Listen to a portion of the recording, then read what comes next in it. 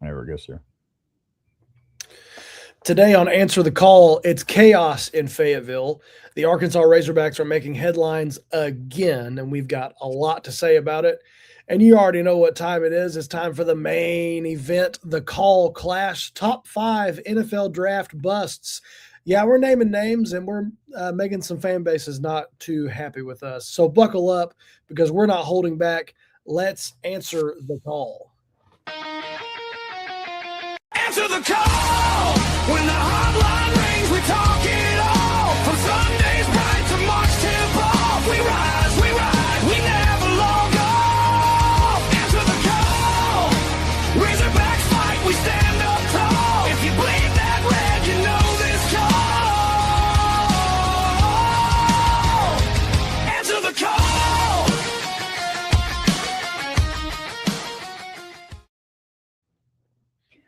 What's up, sports fans? It's finally Friday, and you know what that means. We aren't holding anything back as we head into the weekend. We have another jam-packed show for you all. I'm Tim Collins, and joining me as always, the guy who's always ready with the takes, Will Richey.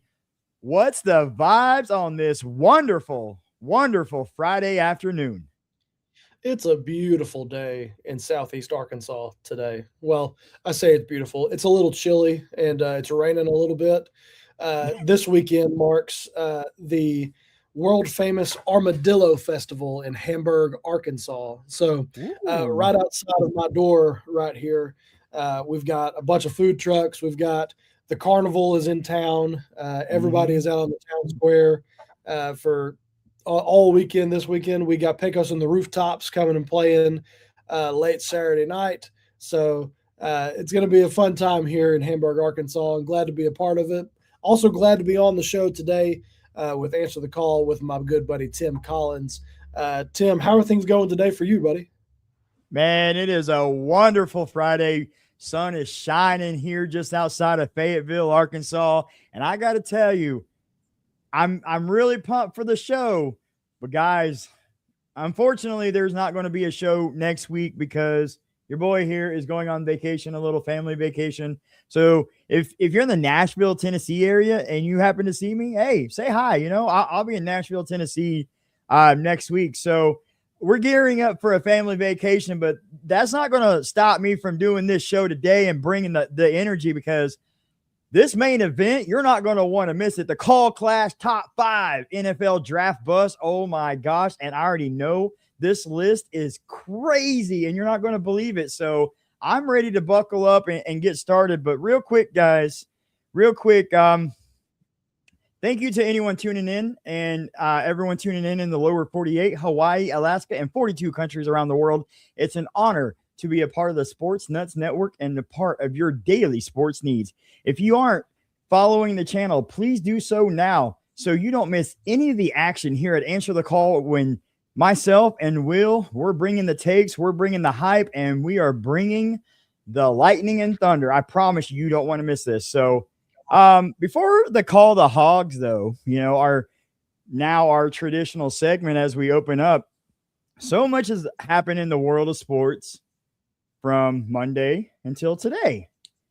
So, Will, what's something you're watching closely as we head into this wonderful weekend? Yeah, the NCAA has been having meetings about how they are in the final stages of expanding both the men's and women's NCAA basketball tournaments for March Madness to the field of 76. Now, here's the deal. It was perfect with the field of 64. It was pure perfection. They went to 68, and there was some pushback in it from me. I'm not going to lie to you. The first few games don't matter much to me. But now you're adding in to 76 teams. And there's still going to be people who complain about the 77th team that didn't get in. And I get all that. But, why are we trying to improve perfection? I mean, March Madness is perfect. Why are we trying to improve it? It's not broken. I'm very passionate about this. And if you're not good enough to be in the field of 64, you don't deserve to get in.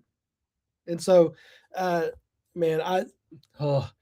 it's frustrating for me, and it feels like the biggest money grab in the history of sports for me. And that may sound like just the casual fan who hates everything, but man, I can't stand it. I can't stand it. Go back to the field of 64. Let's not have these play-in games. Let's give me 64 teams. Give me the best 64. That's all I got on that. This kind of reminds me in college football. We have the 12-team playoff, and they're talking about expanding to the 14, 16. And it's like, at what point does it become too much? Because like you just said, there's always going to be that team like, oh, well, we have, let's say in college football, we bump it up to a field of 14 teams in the college football playoffs. That 15th ranked team, it's well, they should have been in here. Like, they got left out. And then if you bump it to 16, it's going, oh, well, that 17th team should have been in there. Like, what are we doing? So I have to kind of think that it would be the same vibes in college basketball. It's like, oh, well, here we go. The 77th team, it didn't make it. Why didn't this team? And the Cinderellas, especially in the NIL era, it's not going to be what it used to be. Before NIL, you could have a lot of 15 upset number 2 or number 14 upset 3s. Now, I mean, this past season, we saw it. Not very many Cinderellas happened. And so when you expand it, now you're just like, well, here's the top so many teams almost getting a bye in the first round. And so it's just going to become a problem. And I think it's going to, like you said, it wasn't broke. So why fix it? And we'll have to see how it plays out. So. It's great for a city like Dayton, Ohio, who has the first 4. And, they make a bunch of money during that section of games. But at what point is it enough's got to be enough?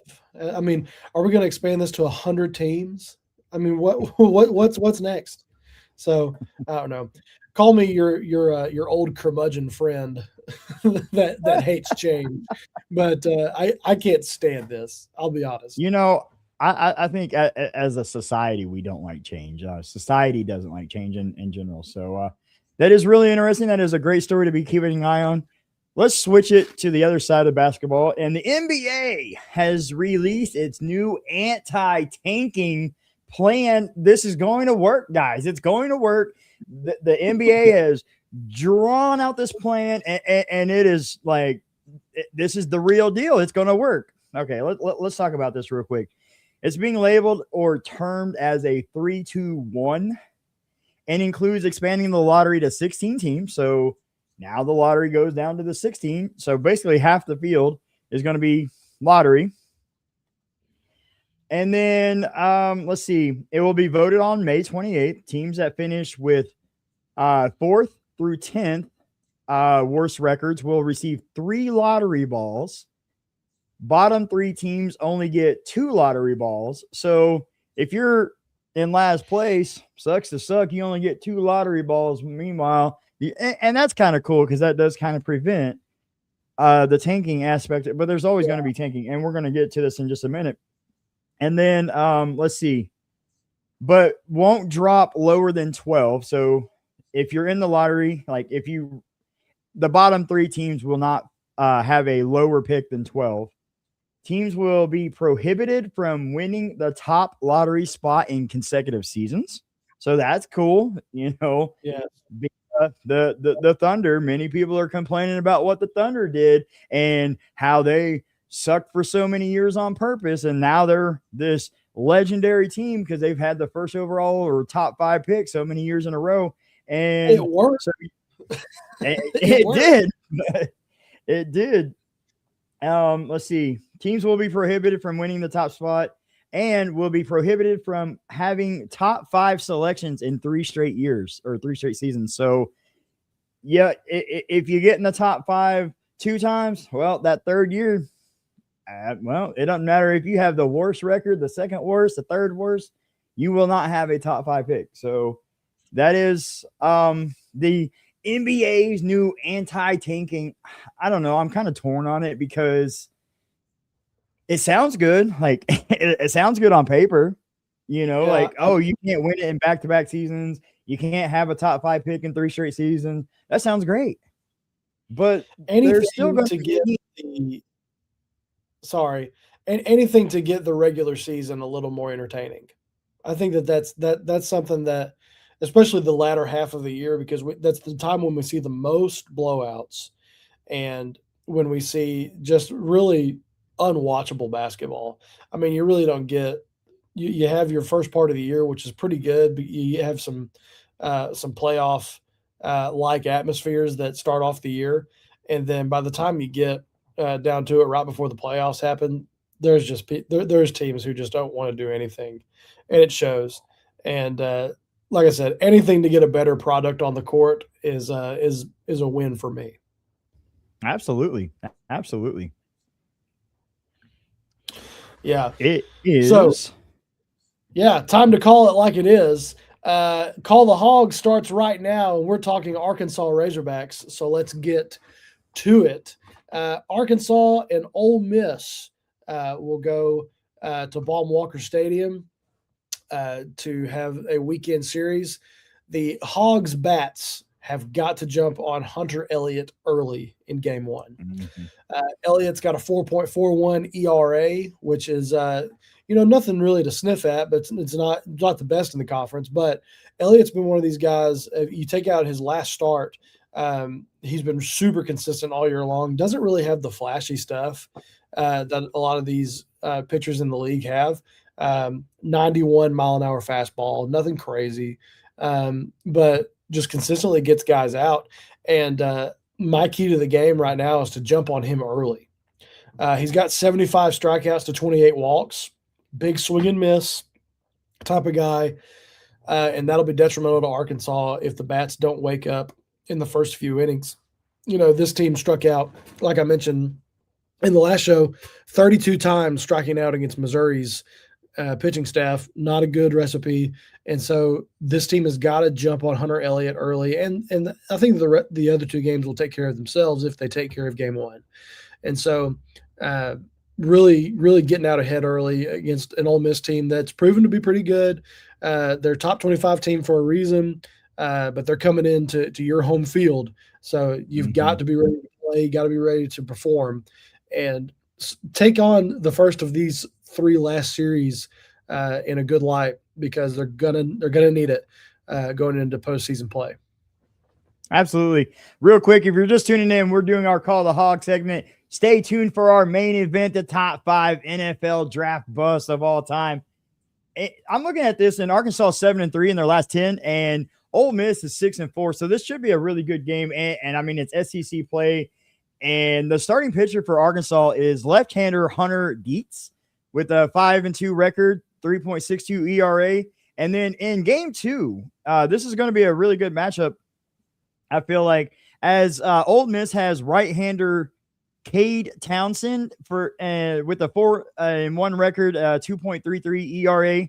And taking the mound for your hometown Hogs will be left-handed Cole Gibbler with a 4-1 record and a 2.91 ERA. So the pitching is kind of, in terms of the ERA in game 1 is higher for both pitchers, but in game 2, they're kind of more, it looks like it's more elite pitching in game 2.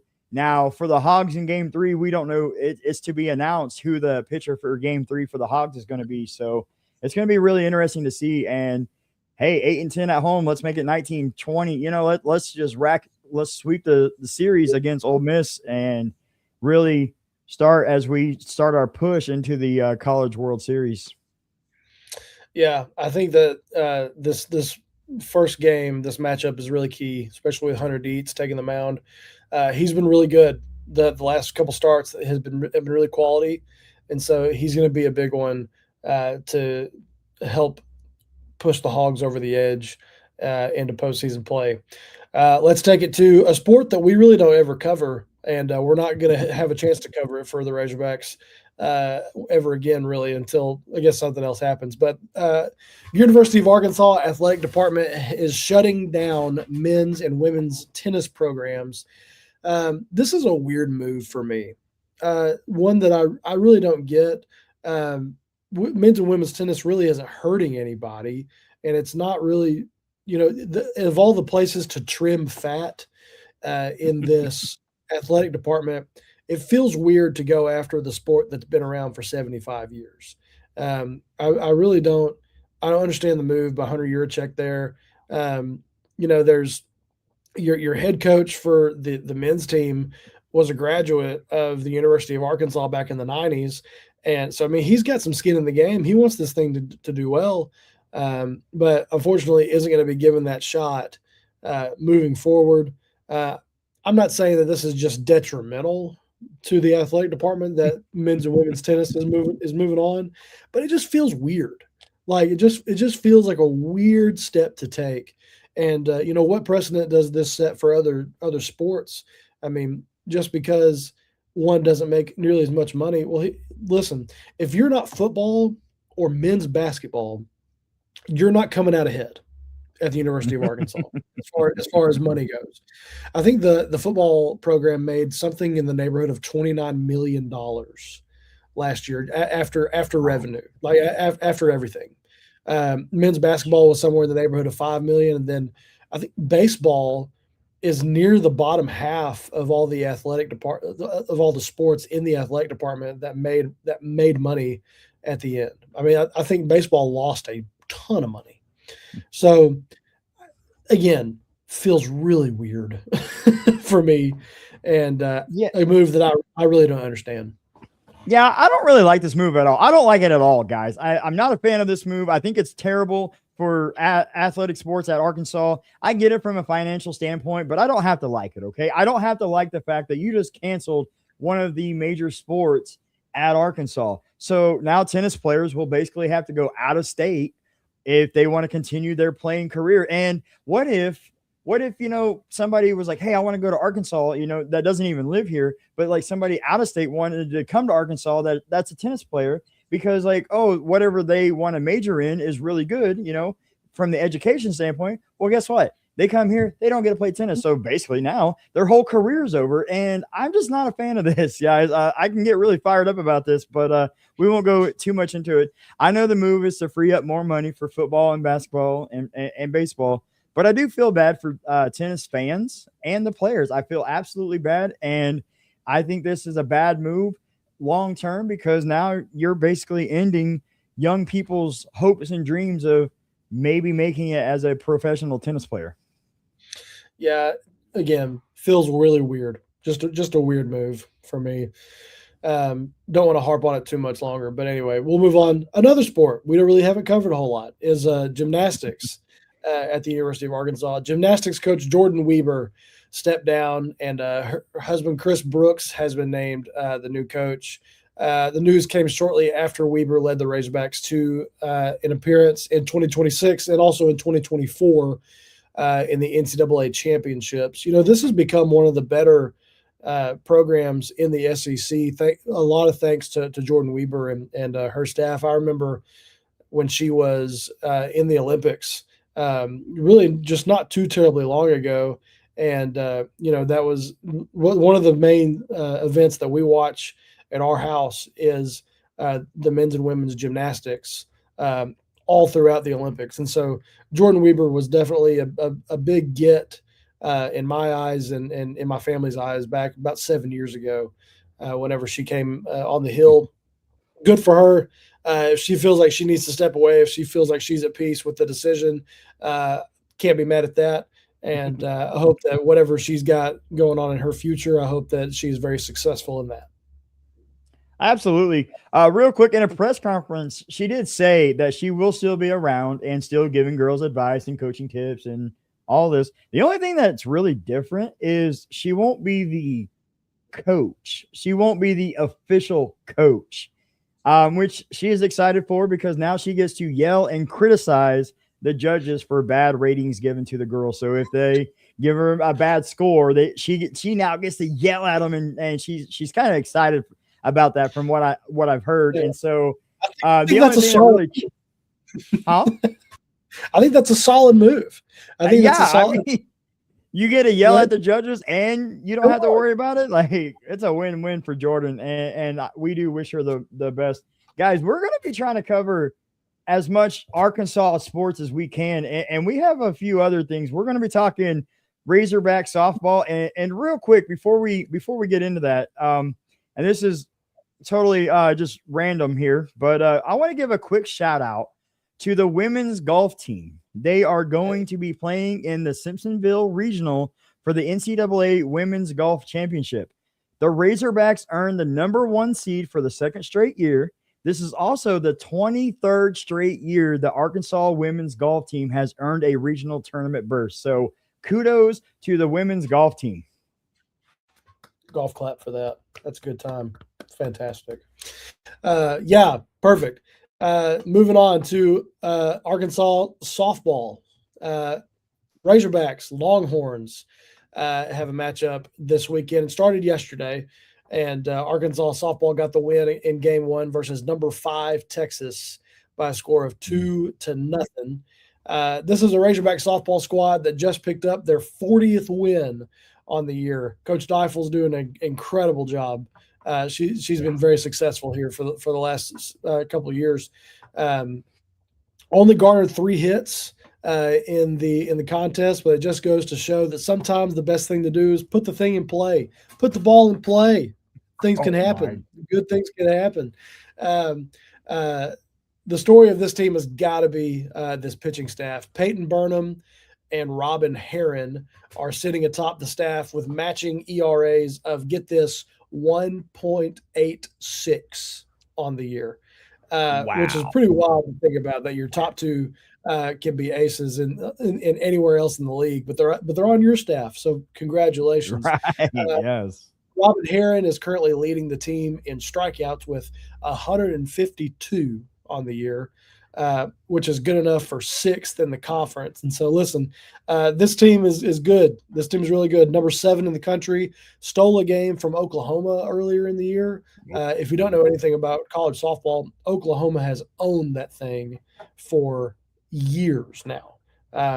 They've in recent memory have gone back to back, winning the NCAA championships. And so, listen, it's a feat to beat them. I don't know how many losses Oklahoma has on the year, but it can't be many.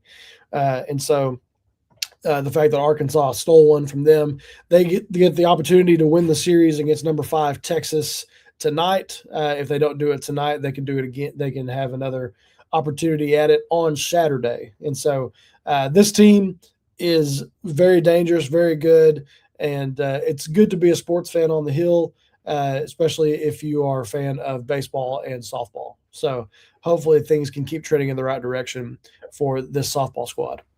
Yeah, absolutely. You know, Texas is the reigning national champs. And if the Razorbacks can beat the Longhorns in this series, it'll build some great momentum as we head into the regionals and the super regionals and the College World Series. And real quick, they did take game 1 at 2-0. Reagan Johnson, the leadoff batter, now has more hits than any Arkansas Razorback in softball history, at least 273. And she is really fast. I was watching this game actually this morning. I didn't get to watch it live last night, but I had it recorded and I watched it this morning, and she's fast. She makes fast people not look so fast in terms of that movie, The Longest Yard. But she's a slap hitter. And if you guys remember Ichiro, that played for the Seattle Mariners, he was a great slap hitter. If that ball bounces twice, she's safe. I don't care what position it is.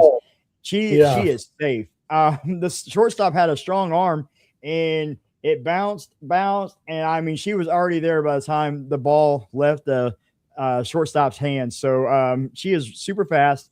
She's got 273 and counting career hits. Robin Herron had a dominant 6 1/3 innings pitched last night, and with 8 strikeouts. So that lefty definitely got it going. And I'm telling you, if they can keep this going, because the SEC tournament, the SEC championship tournament starts on Tuesday. So we're going to have the SEC tournament start on Tuesday. And then shortly after that, it's going to be regionals and super regionals and trying to get into the World Series. So this matchup right here in the last regular season series is a big one for Arkansas, and we got to come out on top.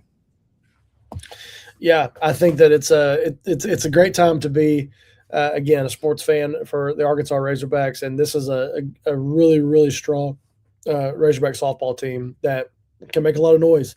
Hopefully they do it.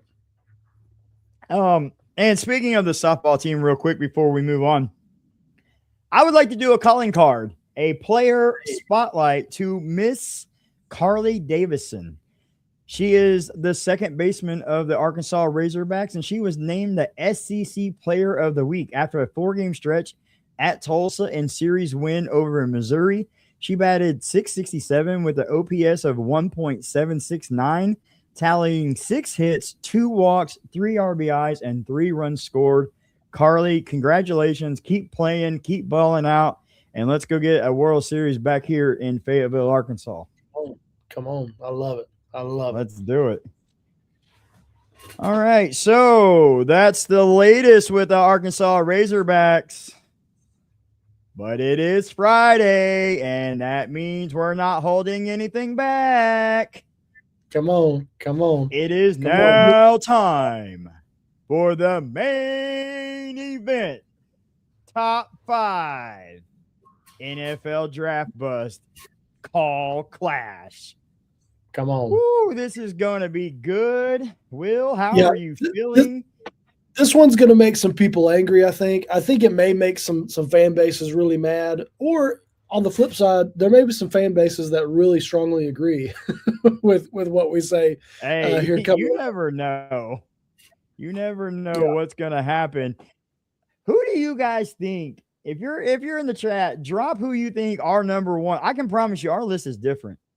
We did a little comparison before the show, and I was shocked. We both went different routes, and usually we're on the same page, and this time we went totally different routes. So I'm really excited to see that, and I'm working on getting the screen pulled up here, guys. So we're not going to have as many mishaps as we did last week. I'm going to tell you that right now. We're not having as many mishaps with it as we did last week, because last week I didn't know what I was doing. This week, there you go. I know what I'm doing. And all right, so Will was the away team last week. I'm the away team this week. So how this is going to work is I'm going to flip this coin. I'm going to either call heads or tails. And in that, I'm going to, if I win, I get a call whether I want to be on the hot seat or I'm putting Will on the hot seat. On the flip side, if I fail, Will can be like, hey, you're going on the hot seat, or he can choose to put himself back on the hot seat. So he might be feeling a little spicy. What was the call last week? You went heads? I don't honestly remember. I think it says heads over here. We're going to say, or it landed on heads. We're going to say tails, heads never fails. Heads never. Oh, it is heads. Let's go. It is heads. Let's go. I'm sorry, man. You are on the hot seat. That's fine. That's fine. So are we starting off with our top 5 here with the draft busts, or are we doing that last? Oh yeah. Dude, I'm not gonna lie. I got ahead of myself. All good. Oh, you know what? I'll tell you what. I'll go first because you're gonna be on the hot seat. How's that sound? Perfect. All right, so coming in, I got mixed up, guys. I got mixed up live. I was sitting there, we were talking top 5, and then all of a sudden, guys, I went to our calls hot seat. I got ahead of the game. That 7 brew coffees really got me amped up today. So, all right, guys, it is the call clash top 5 NFL busts, and coming in at number 5 for me is Mr. Andre Ware. Yeah, Andre Ware. He had Heisman hype and top 10 expectations, but the system fit. That just goes to show you that just because you're great, if you don't fit the system, You're not going to make it. He was an elite quarterback in college, but he did not have a great system fit, and the era held him back from being a top tier bust. He lands at number 5 on my list. Heisman Trophy winner, 1989, Houston Cougars, put up video game numbers. It was like he was playing Madden or NCAA back there in 1989 with the run and shoot offense. He was drafted 7th overall in 1990 by the Detroit Lions. Many thought pairing him up with Barry Sanders was going to make a dream offensive backfield. NFL production never materialized. He had limited starts in Detroit, struggled with NFL reads and system transitions. And when Patrick Mahomes got drafted, I was like, he runs that air raid offense in college. I think he's going to struggle. And boy, was I wrong. Well, this is kind of the same situation. He was running that run and shoot offense in college, and then that never transitioned to a pro style, the pro style that the NFL plays and more I formation and single back versus being in shotgun. That never transitioned, and that's why he struggled. And career totals far below expectations for a top 10 quarterback pick, and that is why I have Andre Ware as number 5 on my list. Yeah, number 5 for me is going to be one that is maybe not as high as a lot of people think it ought to be. My number 5, I'm going with a guy named Ryan Leaf. Ryan Leaf was a guy that was drafted number 1 overall, was one of these guys that was really highly touted out of college, played in 25 games in the NFL, and ended up only having a 48% completion percentage. Not good.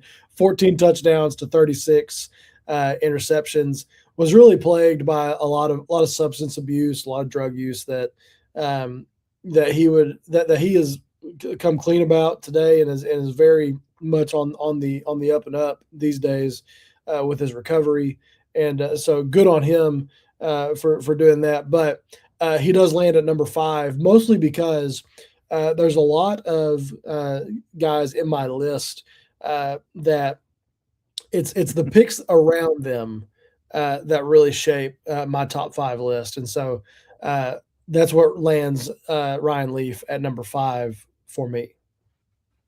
Wow, interesting.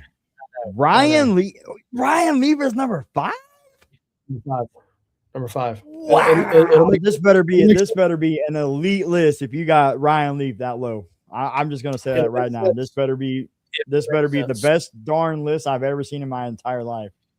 It will make sense. All right, coming in at number 4. You're not ready for this, guys. You are not ready for this, because I didn't go with one player. I went with 2 players. Imagine having 2 first-round picks and both of them turn into bust. Yeah, that's right. I said it. The Cleveland Browns back in 2014 drafted Justin Gilbert, was supposed to be a shutdown corner, best corner in the draft, at number 8, and drafted Mr. Football Johnny Manziel at 22. And imagine you draft you're like, okay, with Gilbert, you're supposed to be getting a lockdown corner. When you take Manziel, that's supposed to be your franchise quarterback, and you got nothing. Gilbert couldn't stay healthy on the field or develop. Manziel couldn't stay focused or mature. He was too busy with theatrics off the field and getting in trouble. You didn't just miss on 1, you missed on 2. That's not a mistake. That's a major setback. So imagine having 2 first-round picks, and they both turn into bust. Out of the league fast, Manziel, more headlines off the field than you want.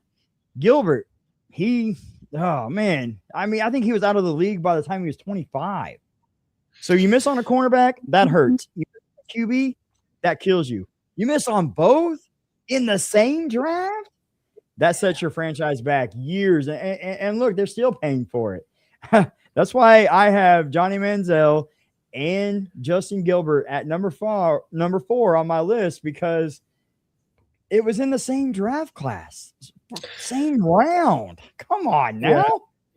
I definitely anticipated this Johnny Manziel, Johnny Football making somebody's list.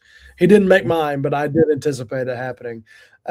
Let's keep things in the same franchise, shall we? I love doing this. I love making fun of the Browns so much.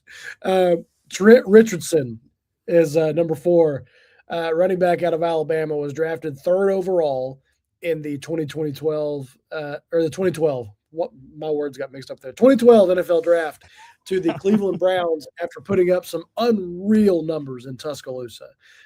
3 years he was at the University of Alabama. 3,130 yards rushing, 35 rushing touchdowns. His 2011 year saw 1,679 yards rushing and 21 touchdowns, which earned him a spot in New York for the Heisman Trophy presentation, where he placed 3rd that year. And so he's drafted, and his rookie year in Cleveland is really not bad.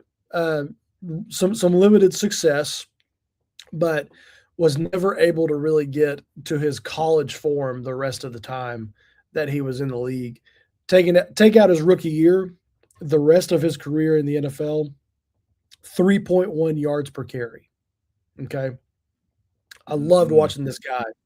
Loved watching this guy in college. But he gets the number 4 spot on my list just because the massive drop-off that happened from his time in Tuscaloosa to his time in Cleveland and ultimately in Indianapolis, where the Colts finally just had to say, hey, man, don't need you anymore.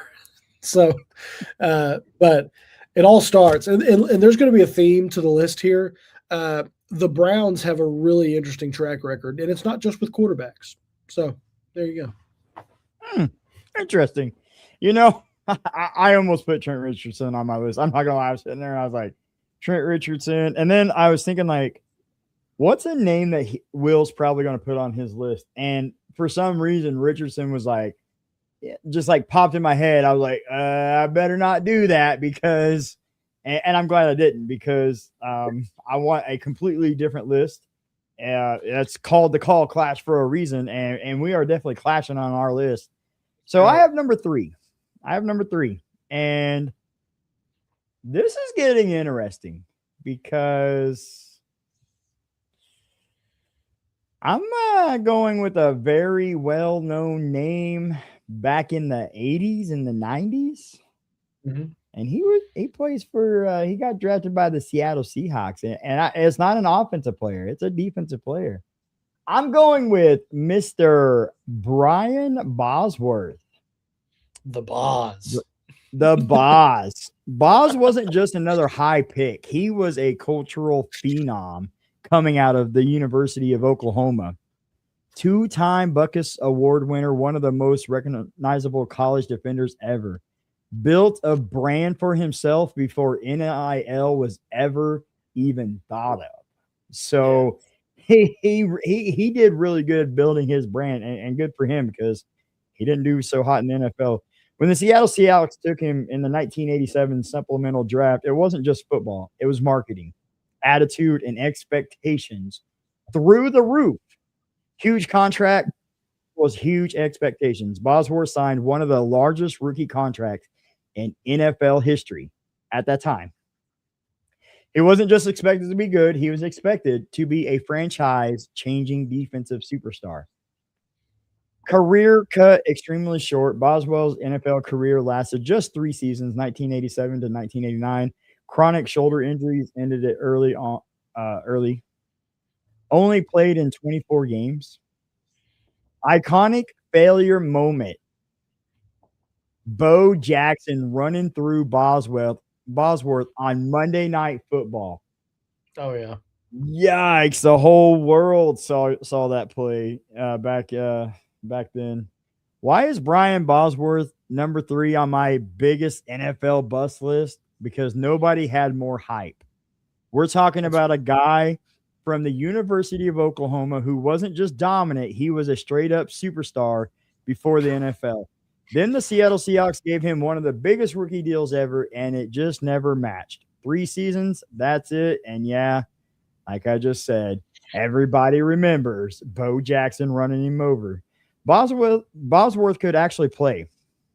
And that's why he's number 3 and not higher. He wasn't the worst, but when you combine the hype, the money, and how fast it ended, he's a lock at number 3. And I remember just watching videos about him, and I mean, he was like larger than life. He was just larger than life, and he was kind of bigger than the NFL. And so with that, I don't know, but kudos to him. He did, like I said, he made a name for himself. So even though he was a bust in the NFL, he still got his money. So yeah, good for him. Yeah, what do you think about that though? Yeah, he was a sideshow for sure, but the all the hype that was around Boz was certainly interesting. My number 3, and you know where we're going with this. Tim Couch out of the University of Kentucky. Oh my God. Listen, I told you there's a theme here. There's a theme here. I love it so much. Is your whole Cleveland Browns? Pretty much. No, this is the last Brown on my list, but could get much worse for them. I hate putting Tim Couch on this list because I think this is more of an indictment on the Browns' inability and their ability to ruin incredible college prospects. Tim Couch went number 1 overall in the 1999 draft to the aforementioned Cleveland Browns after posting 8,400 passing yards, 74 touchdowns, 67.1% completion percentage in his time with the Kentucky Wildcats. Okay. Yeah. Outrageous numbers. Okay. There's a reason the guy went number 1. Okay. He ends up going to the Browns where he would be their starter for 5 seasons. And in those 5 seasons, Tim Couch would throw for 64 touchdowns and 67 interceptions. Not a good ratio. Not a great ratio. Okay. Ultimately, this is about the Browns' inability to put any weapons around him. And that's ultimately why he lands on the list. Again, I blame the Cleveland Browns for this 1,000,000%. They haven't been able to put a quality quarterback back there behind center really since, and I say since, but before Tim Couch. And so, listen, this is totally an indictment on the Browns, and the Browns going to be the Browns. That's what's going to happen here. Well, listen. I got a little pushback. Yeah, because I kind of feel bad for Tim Couch. Okay, it's not his fault that he went. He shouldn't have been number 3. He should have been. I mean, maybe 5, maybe, but like 3 on your list. Like, come on, it's not all his fault. Like that he went to the absolute worst team you could possibly go for in terms of being talent developed. I mean, come on. So I feel for him. His name's Tim. I mean, come on. I got a little soft spot for him because his name's Tim, So listen, I don't think he should be number 3. Am I letting my disdain for the Browns influence my list? Yes. Am I also the co-host of this show? Also, yes. So that's what's happening here. He's at number 3 for me. Oh, what's going on here? What is happening? This co-host is outrageous. He's extremely biased. I mean, that's like somebody else I know that likes to bash the Cowboys. Oh, wait, sorry, what? Who's that? Interesting. All right, so moving on.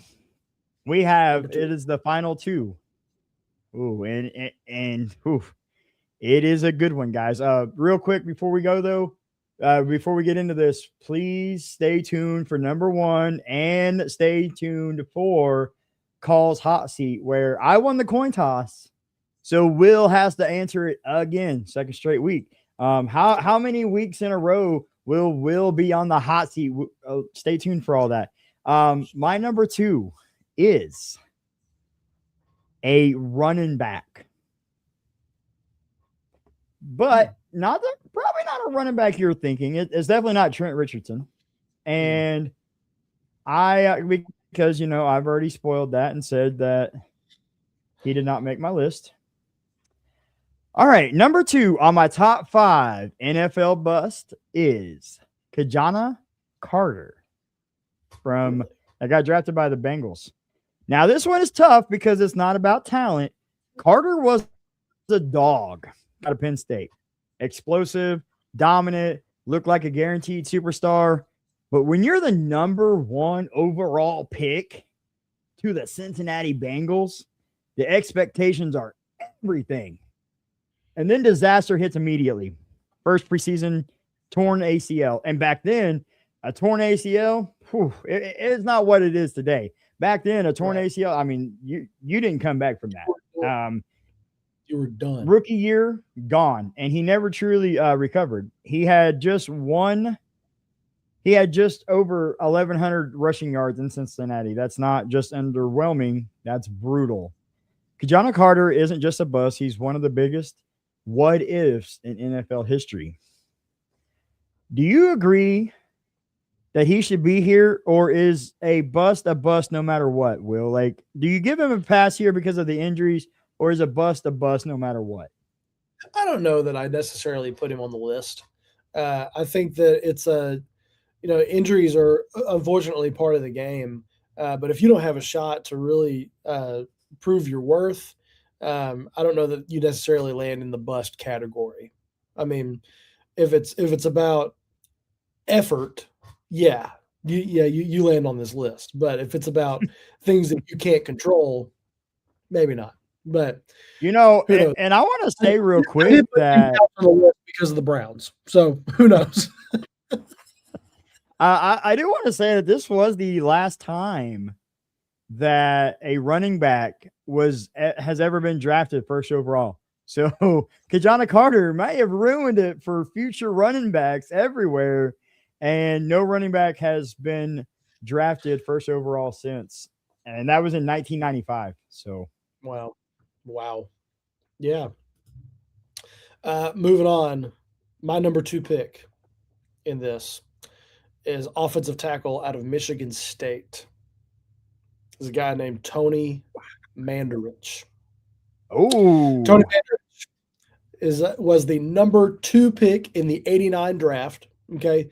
All of you football junkies know that the 89 draft was stacked. Okay. Oh my number gosh, 1 overall. Number 1 overall in that draft was a guy by the name of Troy Aikman. Okay. Never heard Cowboys of him.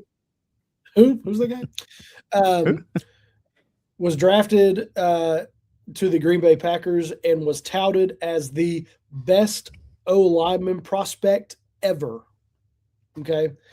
Was taken ahead of guys like Derek Thomas, Deion Sanders, Barry Sanders, guys that he was taken ahead of.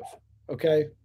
Wow. The Packers literally passed up on 3 future Hall of Famers to get who they thought was going to be the best ever at the O-line position. Now, steroid use, poor play early on in his career put him at the number 2 spot in this list.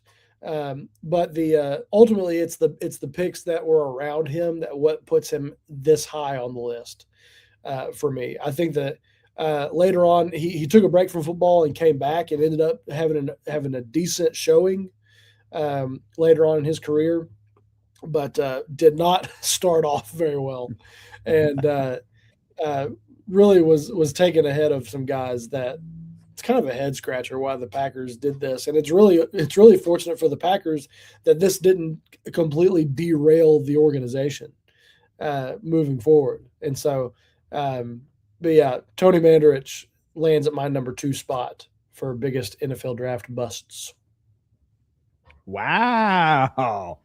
Interesting. I saw him on there, and when I read, I was like, wow, they drafted him instead of Barry Sanders or Deion Sanders. And I mean, it's hindsight 2020. We don't know what's going to happen. We didn't know they were going to go have Hall of Fame careers. Guys, if you're in the chat, if you're still rocking with us, drop it in the comments who you think my number one is and who Will's number one is. I mean, it's crazy. Like, I haven't heard a certain name from his side, so I don't know. Like, did he go there? Did he not go there? But yeah, if you're rocking with us, guys, please let us know who you think is the number one overall bust in NFL history. And stay tuned because Will is going to be on the hot seat. And these questions are going to get interesting. I promise you. You don't want to miss the hot seat. And are you ready? I'm ready. Do you want me to reveal mine before we go to yours, or what do you want here? No, it's fine. We'll continue the pattern. Okay. I think in the last call clash, you know, I went last, so I'll give you the honors because you are going on the hot seat, my guy. That's true. So go ahead. Let's see how it goes. All right. So, are you ready? My number one. Yeah, we're going there. The expectations were sky high. Ryan Leaf wasn't just a top pick. He was the debate in the 1998 draft alongside Peyton Manning. Some teams and analysts genuinely believe Leaf had the bigger arm and higher ceiling. He went number 2 overall to the then San Diego Chargers with franchise savior expectations. Wow. Immediate and extreme on-field failure. Leaf didn't just struggle. He collapsed. Rookie stats. Are you ready for this? I am. 2 touchdowns. 15 interceptions, completion under 50%, QB rating in the 30s. That's not development needed. That's unplayable. Unlike other busts who show flashes, Leaf looked overwhelmed almost instantly. He also had off-field issues that accelerated the fall. What separates Leaf from a lot of other busts is how quickly things spiraled. Clashes with media and teammates, lack of leadership and accountability, infamous locker room and sideline incidents. Teams can live with bad play longer than they can live with instability, and Leaf brought both. Short shelf life for a franchise QB pick. Top quarterbacks usually get years to figure it out. Leaf was effectively done as a starter within 2 seasons. That's catastrophic for a number 2 overall pick at the most important position in sports. The comparison makes it brutal. This is a knockout punch. The guy drafted right before him, Peyton Manning, became a Hall of Famer, multi-time MVP, Super Bowl champion. So it's not just that Leaf failed, it's that the alternative became one of the greatest quarterbacks ever. That contrast amplifies the bust factor more than almost any other player in NFL history. Legacy, the benchmark for bust. When people talk about draft failures, when you hear the term draft bust, Ryan Leaf's name should be on the top of your list. And he becomes the standard, the cautionary tape of every quarterback prospect that gets compared to. Is he going to be the next Ryan Leaf? Is he going to be the next Ryan Leaf? Is what everybody keeps saying. So bottom line here, guys, other players busted. Some had injuries. Some just didn't develop. But Ryan Leaf had elite expectations, immediate failure, off-field chaos, a short career, and the worst possible comparison scenario. That combination is why he is widely considered the number 1 bust of all time. Yeah, it's okay to be wrong in this one. I think you make a lot of good points. I will give you that. You made a lot of good points. My number 1. The biggest bust of all time in the history of the National Football League is none other than LSU product Jamarcus Russell. Russell, the number 1 pick in the 2007 NFL draft to the Oakland Raiders out of Louisiana State. A great college quarterback. He was fantastic. Ultimately depended too much on his ability rather than his work ethic. He was selected over Hall of Famers, Megatron Calvin Johnson, Joe Thomas, Adrian Peterson, Darrelle Revis, all taken after after Jamarcus Russell. Oakland Raiders coaches famously, this is a fantastic story. Okay, this is what puts it over the top for me. Oakland Raiders coaches famously gave quarterback Jamarcus Russell blank tapes / DVDs to test if he was studying film. Russell told coaches that he watched the tape, and that the game plan looked good, revealing that he hadn't watched the film at all. This story highlights his lack of preparation and his lack of work ethic, which contributed to him being considered an NFL draft bust. He's been quoted in the past that he would come back and play on any NFL roster for free to prove that he's ready to work. This one is more comical than anything. I remember watching him play against Arkansas back in 2006, and I was lucky enough to get sideline passes for pregame that year when they played at War Memorial Stadium, and got to watch I remember seeing how freakishly big he was then. He was kind of larger than life. Was one of these guys that just had the huge arm, could make any throw. Incredible college quarterback. Biggest bust in NFL history. Oh, biggest bust in NFL history. Who are you rocking with? Team Collins or Team Richey? Team Tim? Team Will? That is the list right there, guys. That is the list. And let us know who you're rocking with. Is Ryan Leaf the number one bust, or is it Jamarcus Russell? And better watch out. If Jamarcus Russell ever comes to Fayetteville, Arkansas, he might bust me in the mouth for saying so. That's what he said. He said on a podcast, he said, if I ever hear somebody call me a bust to my face, I'm going to bust them in their mouth. I'm like, good luck, buddy. Whoops. Guilty. The whole world called you a bust. It's all right, dude. Like, and I'm not going to lie. I knew Will was going to put Jamarcus Russell on this list somewhere.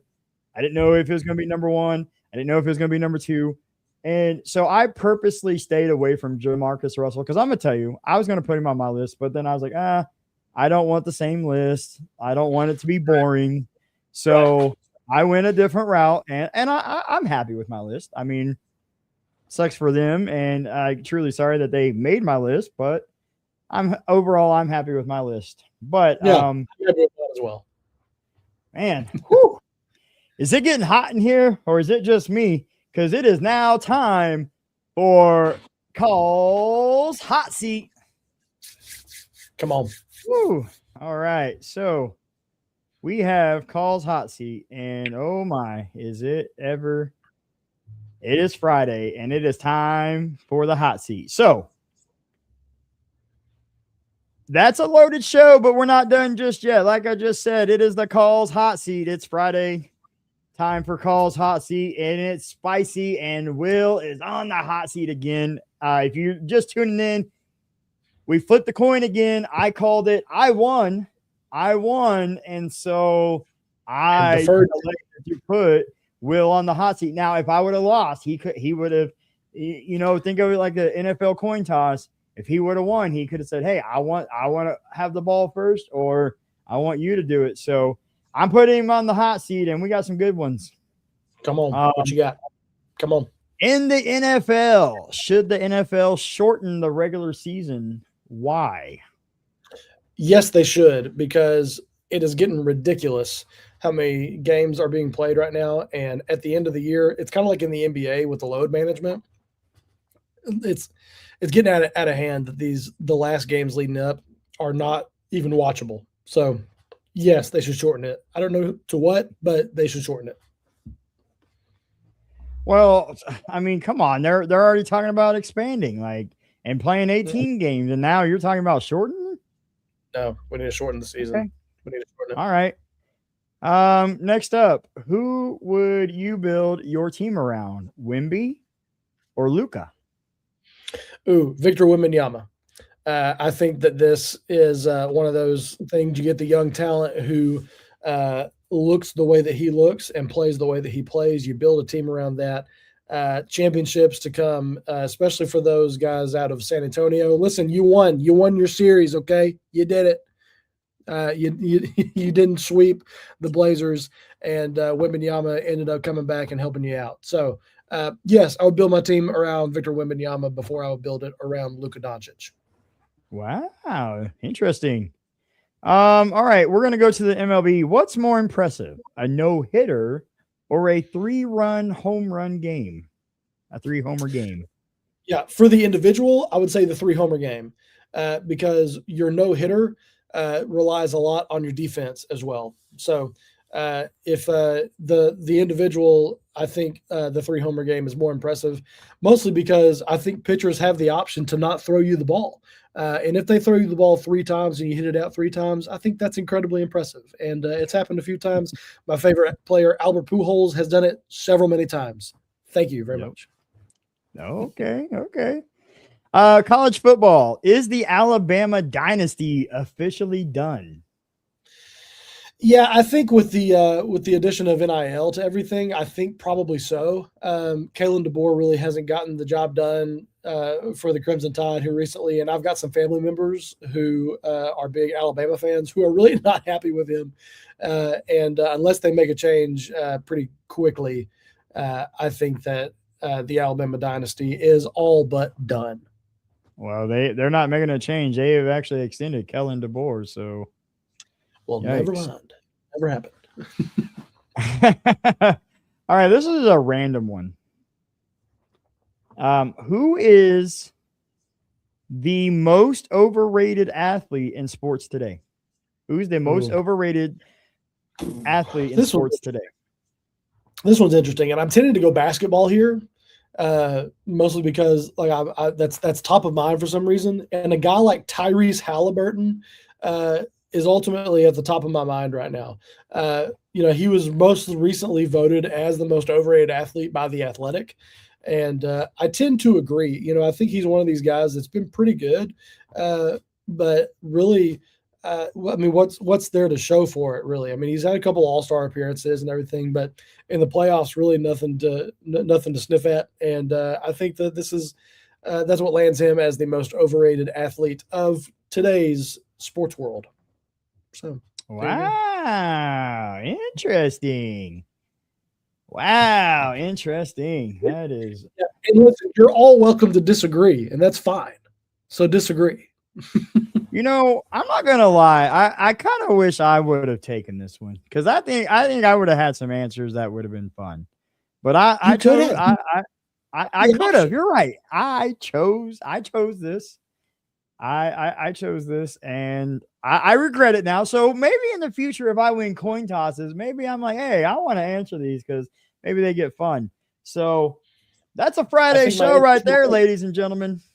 We had the Call the Hog segment where we covered everything, and I mean everything in the world of Arkansas Razorback sports. We talked softball, we talked baseball, we talked tennis being canceled. We gave the shout out to the women's golf team. Also, I want to point out that in basketball, and I forgot to mention this, Arkansas Razorbacks have the #1 ranked recruiting class this season. So Coach Cal really getting it done there. And the Calipari effect. The Calipari effect. But yeah, that is a Friday show right there. Will, take us into the weekend with final thoughts. Yeah. Listen, another great week of sports, another great week to really hash out some good things. I think that my answers for my top 5 were better than Tim's, and I think that you can't really convince me otherwise. And so if you think so, throw it down in the comments. If you haven't already, hit the subscribe button, hit the notification bell so that you know whenever we make our posts here on YouTube. We're live on YouTube and Facebook every single week. Next week it's going to be a little mellowed out with Tim being on vacation, but I hope that you'll continue to watch our shorts. Go back and watch some of these live shows that we've done. If you agree or disagree, let us know in the comments. We would love to have some dialogue going on with some people who are self-proclaimed sports fans. So let's get after it. Let's get live and let's get opinionated. Yes. Hey, you stole my line. What are you doing over there? Sorry, my thunder. Yes, that is really good. As Will just mentioned, I am on vacation next week. I'm going to have my laptop. I don't know if I'm going to have my streaming equipment. Like, I don't know if I'm going to have my wonderful mic here and the camera. But if I do, we will talk about going live. But it's looking like I probably won't. I'm going to be jam-packed in Nashville, Tennessee. So be on the lookout. And, just thank you guys for everything you do for us. Tuning into every show, commenting, liking every short reel that we post on the social medias.